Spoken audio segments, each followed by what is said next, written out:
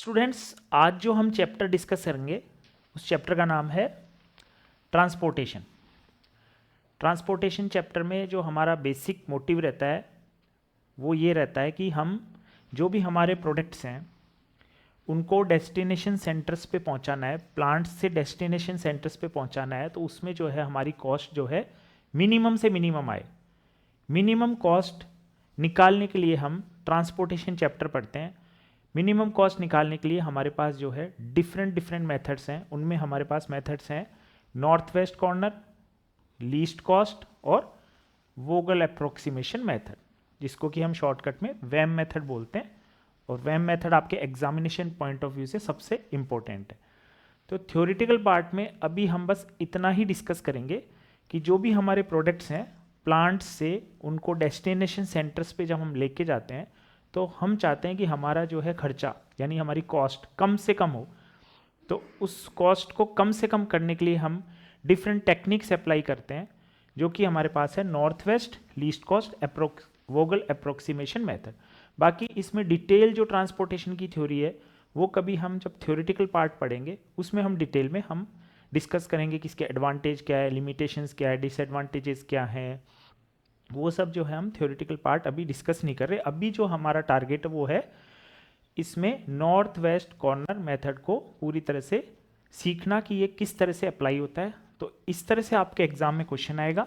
ये हमारे distribution centres हैं, ये हमारे प्लांट है P1, P2, P3, distribution centre D1, D2, D3, D4। 4 distribution centre है और 3 हमारे पास प्लांट है। ट्रांसपोर्टेशन हम चैप्टर पढ़ रहे हैं और नॉर्थ वेस्ट कॉर्नर मेथड जो है हम अभी नॉर्थ वेस्ट कॉर्नर मेथड से क्वेश्चन को हम सॉल्व करेंगे। तो इसमें सबसे पहले देखिए स्टूडेंट जो है हमें सबसे पहले डायरेक्शन सेंस होना चाहिए। तो अभी हम डायरेक्शन टेस्ट करते हैं। मैं तो ये मान के चल रहा हूँ कि सभी बच्चों को जो है कम से कम इतना तो पता होगा कि नॉर्थ वेस्ट कॉर्नर यानी उत्तर पश्चिम कोना, नॉर्थ वेस्ट कॉर्नर कौन सा होता है, इतना तो जो है हमें पता होना ही चाहिए। फिर भी जिन स्टूडेंट्स को नहीं पता उनके लिए हम ये देखते हैं कि सबसे ऊपर जो है नॉर्थ होती है, ये तो सबको ही पता है, जम्मू कश्मीर। सबसे नीचे साउथ होता है, ये भी सबको पता है, साउथ में जो है हमारा गोवा है, ऊपर जो है जम्मू कश्मीर है।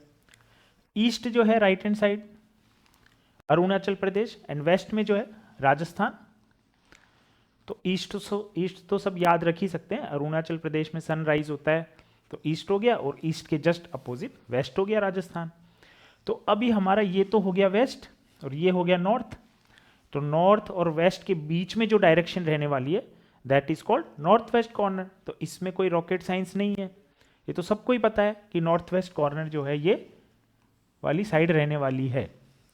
लेकिन जिनको नहीं पता था उनको मैंने डायरेक्शन सेंस का थोड़ा सा नॉलेज दे दिया। तो कई बार जो है हम कुछ छोटी छोटी बातों को भूल जाते हैं, तो वो मैंने आपको रिमाइंड करवाया है। तो अब आपको पता चल गया कि नॉर्थ वेस्ट कॉर्नर ये वाला है।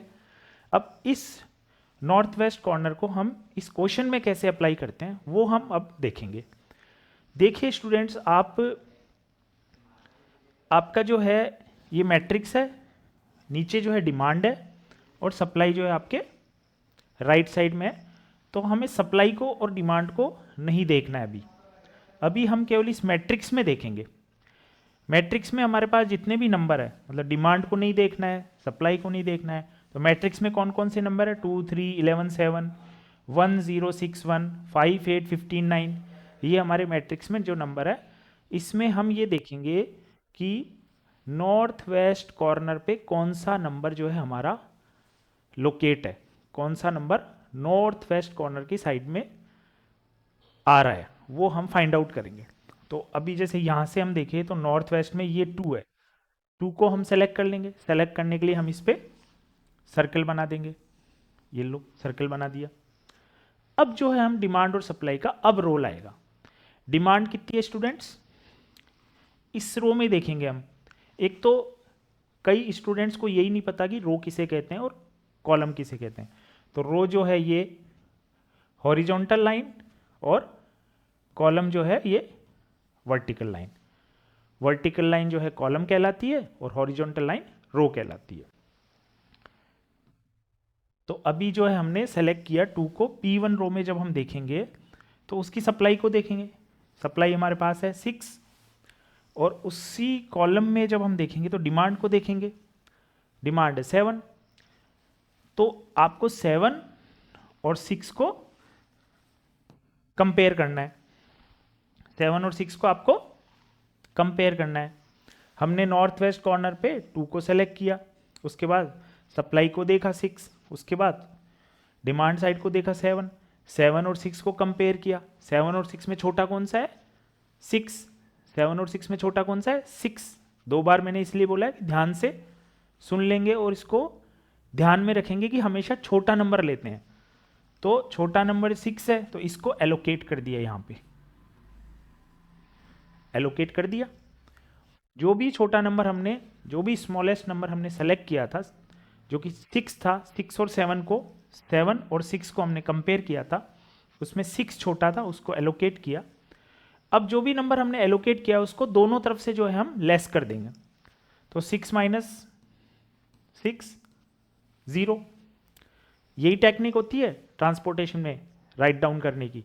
आपको इसमें घबराने की जरूरत नहीं कि ये क्या काटा पीटी हो रही है, ऐसे ही लिखना है एग्जाम में। 7 में से 6 किया तो रिमेनिंग 1, रिमेनिंग कितना हो गया 1। तो स्टूडेंट जो भी साइड 0 हो जाती है उसको हम कट कर देते हैं। तो ये देखो, इसको आप परमानेंट जो है कट कर दो। अब हम इसको नहीं देखेंगे, अब हमें केवल ये 2 रो देखनी है। इस कॉर्नर से अगर हम देखें तो इस नॉर्थ वेस्ट कॉर्नर, जो कि हम नॉर्थ वेस्ट कॉर्नर ही देखना है क्योंकि हम पढ़ भी रहे हैं नॉर्थ वेस्ट कॉर्नर।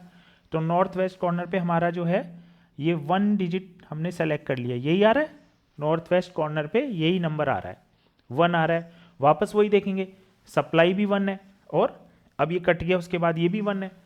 तो 1 और 1 में कंपेयर किया तो दोनों इक्वल है, तो कोई टेंशन नहीं है। वैसे अगर दोनों डिफरेंट होते तो हम सबसे छोटा नंबर लेते हैं। अभी हमने 1 ले लिया, ठीक है।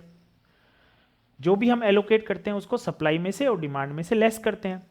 तो 1 में से 1 गया 0, 1 में से 1 गया 0, और इधर भी 1 में से 1 गया, रिमेनिंग कर गया 0। तो मैंने आपको पहले भी बताया था जो भी साइड 0 हो जाती है उसको हम कट कर देते हैं। तो यहां तो कॉलम भी 0 हो गया और रो भी 0 हो गई, तो ये रो भी काट दी और कॉलम भी काट दिया। ऐसे ही काटना है एग्जाम में, ये मत सोचना कि एग्जामिनर आपको जो है मार्क्स नहीं देगा। उसने भी ये ट्रांसपोर्टेशन पढ़ा है और उसने भी ऐसे ही सॉल्व किया है, तो पूरे नंबर देगा, घबराने की जरूरत नहीं है आपको। अब आपके पास केवल एक रो बची है, उसमें से नॉर्थ वेस्ट देखें, इस कोने से हम देखें तो देखो नॉर्थ वेस्ट पे ये 8, जैसे इस यहाँ पे ये कॉर्नर है नॉर्थ वेस्ट, तो इस कॉर्नर से अगर हम देखें तो 8 हमारा नॉर्थ वेस्ट कॉर्नर में डिजिट आ रहा है। तो 8 को हम सेलेक्ट कर लेंगे, सेलेक्ट कर लिया। 8 की तरफ सप्लाई है 10, 8 की तरफ डिमांड है 5, 5 को और 10 को कंपेयर किया, वापस बोल रहा हूँ 5 को और 10 को कंपेयर किया, कंपेयर किया तो हमने देखा कि 5 छोटा है। 5 क्या है, छोटा है। जो छोटा है उसको हम एलोकेट कर देते हैं, एलोकेट कर दिया। जो भी एलोकेट करते हैं उसको डिमांड और सप्लाई में से लेस करते हैं। तो ये सप्लाई में से 5 को लेस किया तो कितना बच गया 5, और डिमांड में से 5 को लेस किया तो कितना बच गया 0। जो भी साइड 0 हो जाती है उसको कट कर देते हैं, तो ये कट कर दिया। अब हमारे पास 2 डिजिट हैं, 2 डिजिट में अगर हम इस कॉर्नर से देखें तो 15 नॉर्थ वेस्ट कॉर्नर पे हमारा डिजिट है। 15 को हम सेलेक्ट कर लेंगे, ये 15 को सेलेक्ट कर लिया। उसके बाद हम देखेंगे कि ये 5 है सप्लाई साइड में, और 15 के नीचे 3 है। 3 और 5 को कंपेयर करेंगे, 3 और 5 को कंपेयर किया तो 3 छोटा है, स्मॉलेस्ट नंबर इज 3। तो 3 को सेलेक्ट किया तो उसको एलोकेट किया। अब दोनों तरफ से जो भी नंबर हम एलोकेट करते हैं उसको सप्लाई में से डिमांड में से लेस करते हैं। तो 5 में से 3 गया तो बच गया 2, और 3 में से 3 गया बच गया 0। 0 साइड को हम हमेशा कट कर देते हैं। जीरो साइड जो है हमने कट कर दी। अब तो एक अकेला नंबर बचा है, उसमें क्या नॉर्थ और क्या वेस्ट सीधा ही सेलेक्ट कर लीजिए आप। तो जब अकेला नंबर बच जाता है तो ज़्यादा दिमाग लगाना ही नहीं है, सीधा ही सेलेक्ट करो, इसमें क्या दिमाग लगाना है। तो अब जो है हम डिमांड देखेंगे 2 और सप्लाई कितनी है 2। तो यही तो हमारा इंटेंशन था। देखो अब हम 2 को सेलेक्ट कर लेंगे और 2 में से 2 गया 0, 2 में से 2 गया 0, पूरी टेबल देखो 0 में कन्वर्ट हो गई, लास्ट में ये 0 आ गया। तो ये इसका मतलब हम सही चल रहे हैं। ये भी कट हो गया क्योंकि मैंने आपको पहले ही बताया कि 0 साइड को हम कट कर देते हैं। इसको भी कट कर दीजिए। तो ये जो क्वेश्चन है ना, हमने नॉर्थ वेस्ट कॉर्नर मेथड से सॉल्व कर लिया। बट अभी भी ये कंप्लीट नहीं हुआ है। अभी हमें क्या करना है, कॉस्ट फाइंड आउट करनी है। कॉस्ट फाइंड आउट जब हम कर लेंगे उसके बाद जो है ये माना जाएगा कि ये क्वेश्चन कंप्लीट है। तो कॉस्ट देखिए स्टूडेंट्स, हम कॉस्ट जो है इधर फाइंड आउट करते हैं।